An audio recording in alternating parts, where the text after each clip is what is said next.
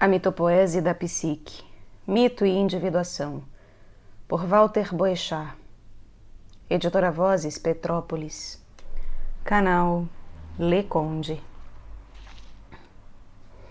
Capítulo 12. As escatologias gregas antigas e a psicoterapia moderna. Para Junito Brandão, in memoriam, mais que mestre, foi um grande e inspirador amigo.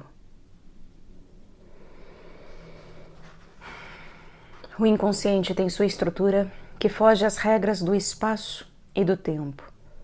A reaparição no homem contemporâneo de ideias, configurações psíquicas e imagens sempre presentes em outros povos e outras épocas pode ser melhor entendida como a reatualização de estruturas arquetípicas do inconsciente coletivo, assim como definiu Jung. O arquétipo é uma predisposição a produzir as mesmas representações dentro das mesmas situações existenciais a que todos os homens estão expostos. As escatologias falam do destino final de todos, nos tempos finais. As imagens que aparecem aos iniciados dentro das religiões de mistério procuram dar conta do destino e dar sentido à sua existência dentro deste mundo e na passagem para o outro.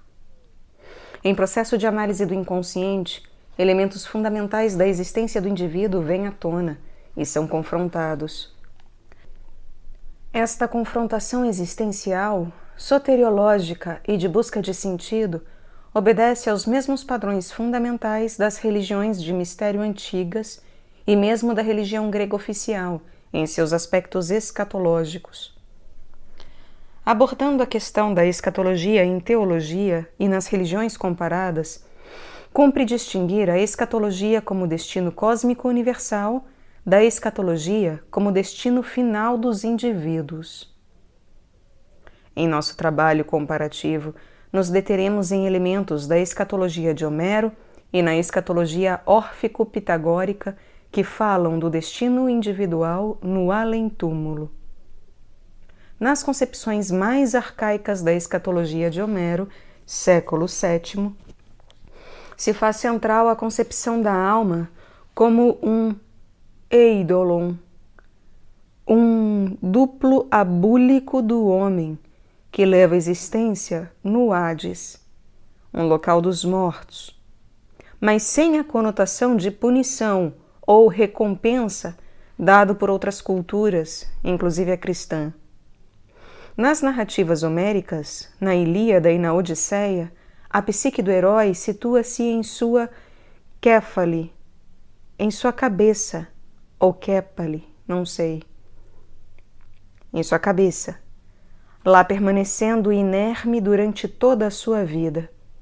Somente quando o herói morre, a psique, dotada da qualidade de voo, penetra a crosta terrestre e sofre sua catábase para o Hades, onde permanecerá como um ídolo.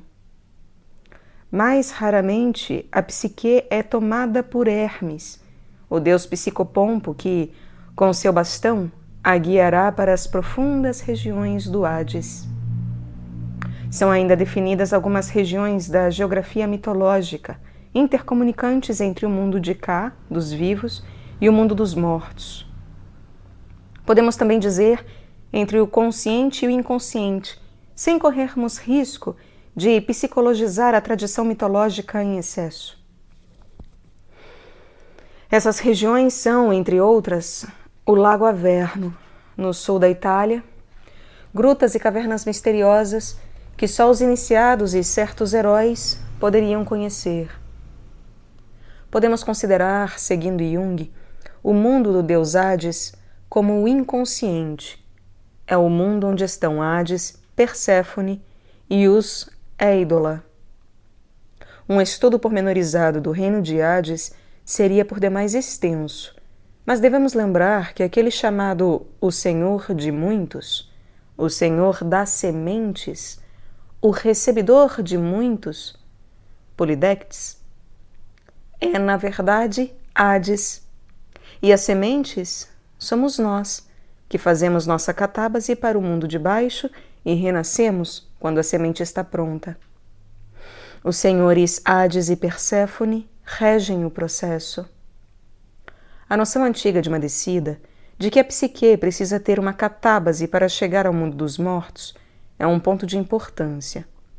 A noção do abaixo foi enfatizada por Jung e seguidores como sendo o domínio da esfera do menos diferenciado do ponto de vista da consciência, ou o inconsciente. Tem-se sempre a noção de que o inconsciente está abaixo. Na narrativa mítica do herói, é dado a ele descer ao Hades em condições especiais e lá ter um aprendizado, uma iniciação.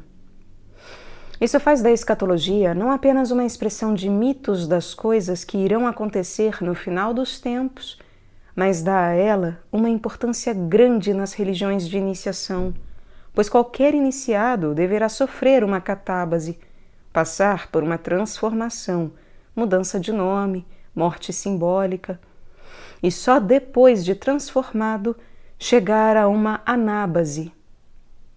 Os mitos escatológicos são centrais nas grandes religiões antigas de mistério, o orfismo e os mistérios de Eleusis.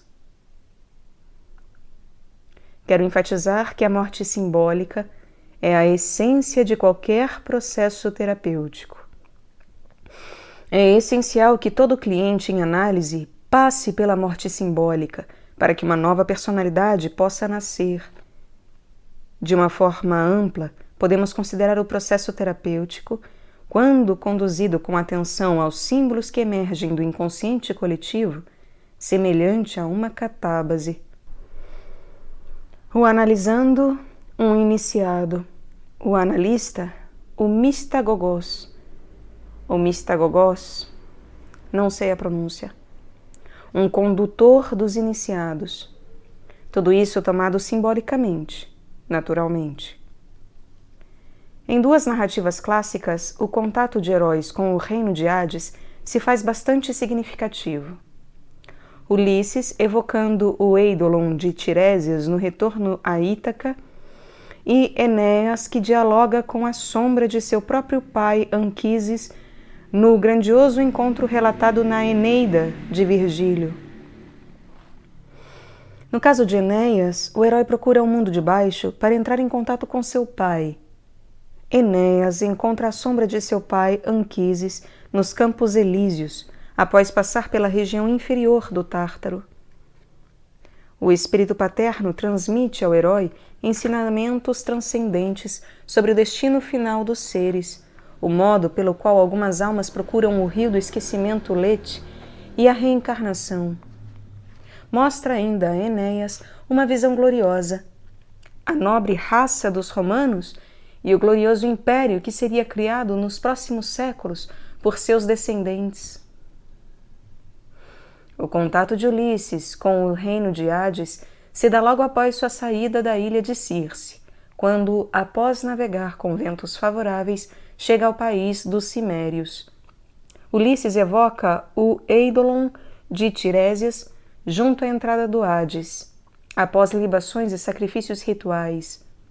Tirésias faz previsões e avisos para Ulisses, tal como o fazia em vida.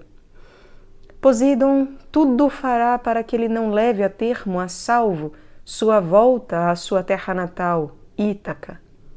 Ulisses não deverá molestar os bois de Hélio quando os encontrar. Se o fizer, grande mal advirá ao herói. Tirésias também profetiza que, quando Ulisses chegar a Ítaca, encontrará pretendentes que ambicionam seus bens e sua esposa, mas o herói eliminará os pretendentes. Tirésias profetiza ainda que o herói terminará seus dias em velhice opulenta. Em ambos os casos, temos situações de contato do herói com figuras ímpares, o pai de Enéas, Anquises, e o vidente sábio Tirésias. Em ambos os diálogos temos conselhos e avisos de fatos que realmente se constelam no futuro. Nos encontros no mundo de baixo, as leis do espaço e tempo deixam de existir. Há apenas um contínuo, eterno agora. Ulisses e Enéas, tendo a experiência com os mortos, regressam ao mundo dos vivos com novo conhecimento e certeza das coisas que ainda acontecerão. Jung denominou sincronicidade as experiências acausais de coincidências significativas. A sincronicidade ocorre pela constelação de um arquétipo inconsciente no mundo material. Há coincidências entre o mundo psíquico de dentro e o mundo material de fora.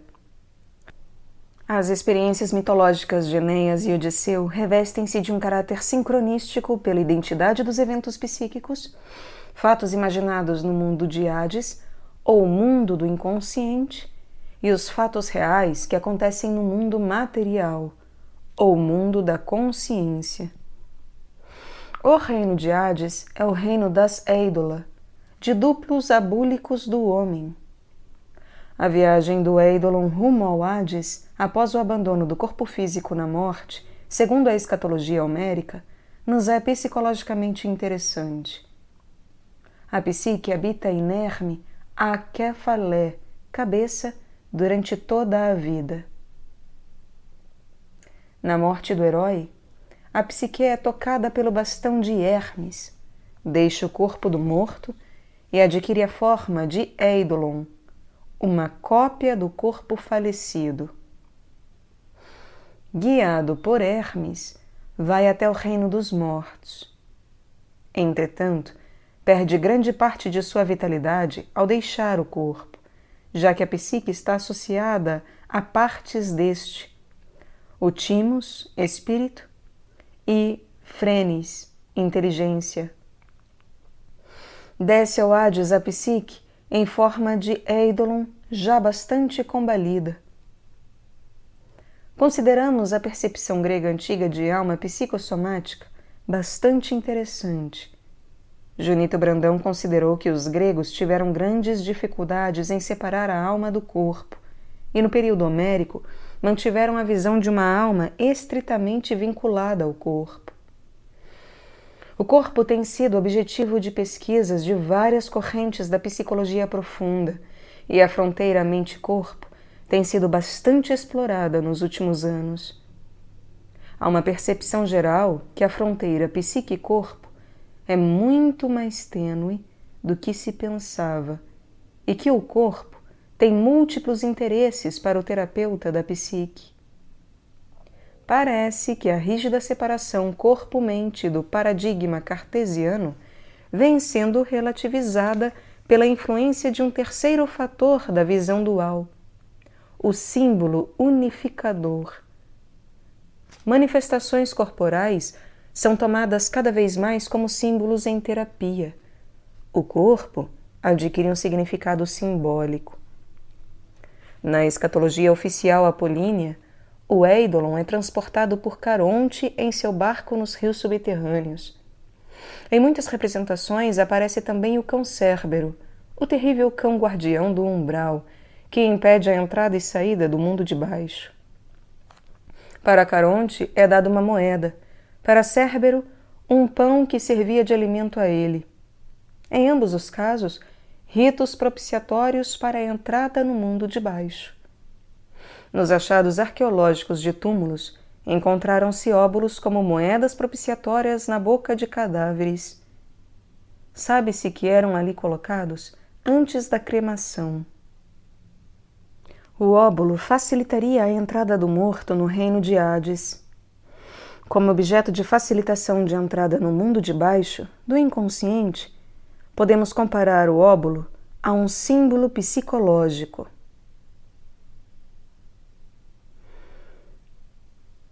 É importante ressaltar a importância do símbolo nas relações entre o mundo da consciência e o inconsciente.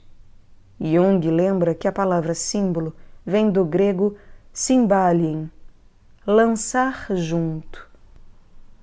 Na psicologia analítica de Jung, aplica-se a categoria de símbolo a qualquer objeto que tenha a função de um atrator e transformador de energia psíquica. O símbolo é sempre polissêmico, isto é, não é unívoco em seu significado, pois neste caso corre o risco de se ver reduzido à categoria de um sinal semiótico. A cruz, por exemplo, aparecendo em sonhos ou fantasias, pode representar o encontro de dois movimentos, a verticalidade do espírito que encontra a horizontalidade da matéria, um acréscimo de algo, por ser o sinal matemático de um mais, o aviso de hospital e a necessidade de silêncio, o símbolo cristão, dor, penitência e ainda uma infinidade de outras coisas que dependerão das associações pessoais do sonhador com o símbolo universal arquetípico. Ele terá sempre um lado conhecido, outro desconhecido, que aponta para o mistério ou para o inconsciente. Já Jung considera os sinais semióticos bem diferentes dos símbolos por terem um sentido único, unívoco. Os sinais de trânsito, por exemplo, não são símbolos, pois sua função é especificada e determinada, e assim deve ser para que eles evitem acidentes. Por isso comparamos os óbulos aos símbolos, por eles estarem ocorrendo na passagem entre o mundo de cima e o de baixo, entre o consciente e o inconsciente, e serem considerados fundamentais para que a passagem se dê. Sem os símbolos, nenhum processo analítico é possível, pois o cliente acaba caindo em literalismos. Fica só no mundo concreto, é incapaz de perceber as coisas simbolicamente, isto é incapaz de descer ao mundo de Hades. Uma questão que consideramos fundamental na escatologia grega antiga é o papel desempenhado pela memória. A memória era tão fundamental na tradição que foi elevada à condição de deusa. A deusa Mnemósina, filha de Urano e Gaia, e com Zeus, geradora das 9 musas, estando associada, portanto, a toda a criatividade. Nas exéquias era essencial o uso correto das estelas funerárias, onde se gravava cuidadosamente o nome do morto. Tudo isso muito necessário, a fim de que ele próprio e seus parentes não perdessem a memória do nome. Assim, não perderiam a própria memória do morto. Nas escatologias das religiões de mistério, em particular no orfismo, que abordaremos, a memória adquire um papel central e soteriológico. Na verdade, este papel de salvação, atributo da memória, aparece em diversas religiões nas mais variadas culturas, como demonstrou Mircea Eliade. O orfismo, como autêntico movimento mítico-religioso do século VI a.C., teve significativa importância histórica ao introduzir na Grécia Antiga a questão da culpa individual e a responsabilidade pelo próprio destino. Durante o período homérico, predominou a lei do gênus, a culpa familiar, se sobrepondo à culpa individual. A questão da culpa familiar, do pagamento coletivo das faltas cometidas, ainda permanece em famílias pobres no interior do Brasil, onde o pagamento das faltas é feito de forma coletiva, como relatado nas histórias de Guimarães Rosa.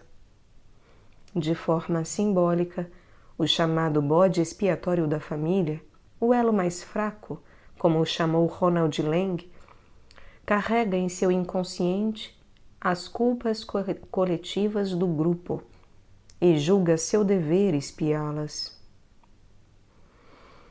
A escatologia órfica iniciática, com influências orientais, vem introduzir na Hélade a questão da metempsicose, uma nova geografia do Tártaro e a possibilidade da expiação das culpas individuais através de inumeráveis reencarnações por prescrições éticas refinadas e pela catarse apolínea. O órfico seguia diversas prescrições de pureza, como não comer carne ou ovos, a origem da vida.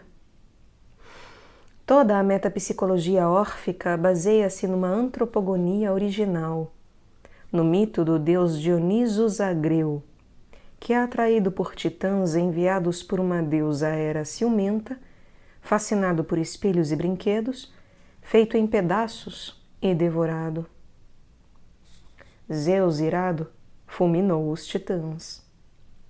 De suas cinzas nasceram os homens. Nós, homens, temos uma natureza titânica, primitiva, instintiva e uma divina, dionisíaca.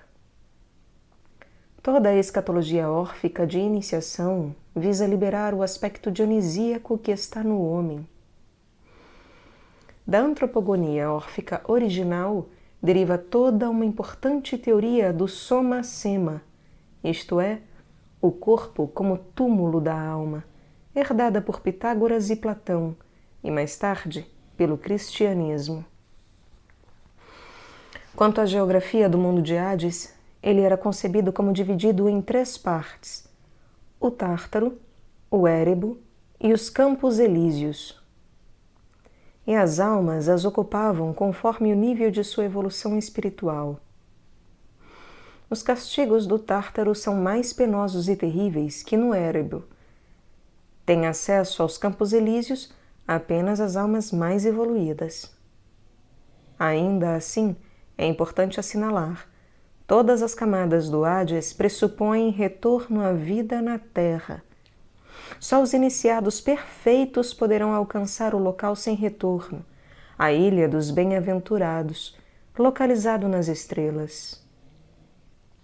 Um significativo achado arqueológico, as lamelas em túmulos órficos revelaram verdadeiros roteiros pós-mortem para o iniciado órfico. As lamelas são finas placas de ouro com instruções sobre procedimentos no pós-mortem, roteiros a seguir, palavras rituais a dizer, etc. Brandão comenta que as lamelas se tornaram importantes fontes de informação sobre a escatologia órfica. Por algumas lamelas fica-se sabendo, entre outras coisas, que o órfico é instruído a evitar o rio Lete, água do esquecimento, e beber da fonte de Mnemosina, memória, ao entrar no Hades.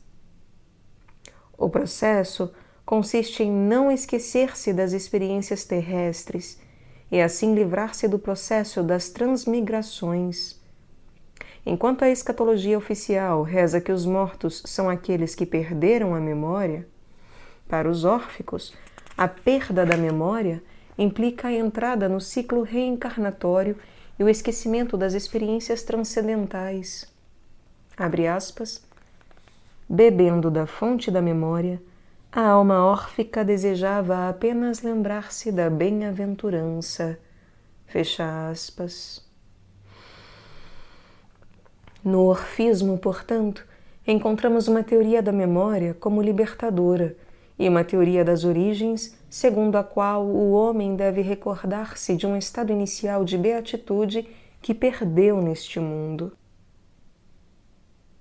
Eliade aborda a questão do mito das origens e do papel soteriológico da memória.